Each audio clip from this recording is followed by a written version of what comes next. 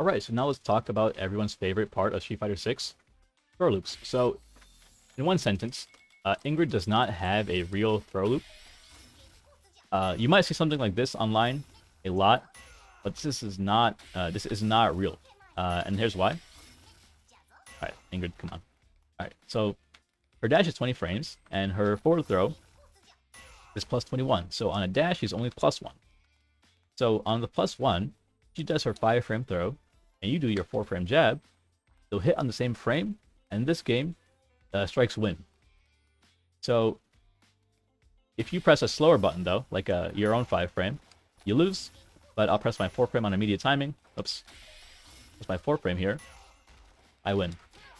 I dropped the combo, but yeah. This is also not free, though. Technically, you can also backdash here and be plus 6 for more reward. But it's quite greedy. Not really for not too much benefit either. I'd really just press the jab if you have a read. This is not like a guaranteed jab though. She can of course do her own jab because she is still plus 1. And she does get to do like a counter hit combo.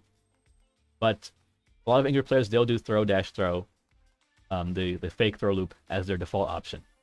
Have her show you that she's willing to do like the dash up jab at least once online before you're willing to accept the fake throw loop. Next up is her heavy kick. This is a very common option that they'll do because driver's heavy kick is real. You can't mash, you can't DI it either. Very easy to time it too. Better Ingrids might do dash up driver's medium punch, shining medium punch, but this gives her a strike throw mix up. So it's almost the same thing as, you know, a pseudo throw loop, as a throw loop, but with like spending 1 bar on every throw. But the difference here is you can like perfect parry. There's like 1 interaction. But yeah, one thing to note about this is that the common tactic against, especially on throw knockdowns or like less advantageous knockdowns, is as the defender, while you're knocked down, you'll buffer like a super or like a DP, and then on reaction to her turning green, you like you'll DP. But it's hard to see there. Yeah, there you go. You can see she's -5 here. She does drive rush and she holds down back. She can down back. She'll be only -5. So unless you're playing Luke or Ryu, who have 5-frame reversals, doing a uppercut or like a reversal on reaction to the drive rush is not guaranteed. But although it's not guaranteed, she is still -5. So if she's scared of you, you can mash a 5-frame and get a counter hit. So the RPS is very stacked in her favor there on the drive rush. But you do have options like, you know, perfect parry, mash, DP. These are options. You should be aware of your choices here. Next up is her fireball. So Ingrid players love to do this.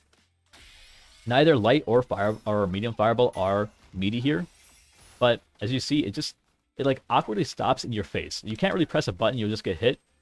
If you just block it, she's plus 35, as you just saw. If I DI, she can just easily DI me back. If I jump, she can anti-air me easily unless she sucks, right? So what do you do, right? Because if you just sit there and block it, she could just do it again, right? The situation repeats itself. Boom. Boom. The answer is you need to walk into it and block. It was hard to see there, but she was actually plus 10 and not plus 35. That's I messed up. But the closer you are, the worse her frame advantage is. Theoretically, if you're like really, really good, you can walk into it and perfect parry. I find that really hard to do on purpose. But if you do get it, it is punishable. You do get like a medium. But yeah, more consistently is walking into it and blocking. The closer you are, the better it is for you, and the worse it is for her. If you do let her like get the plus 35, it's really bad because she can actually do a drive rush like overhead mix up on you.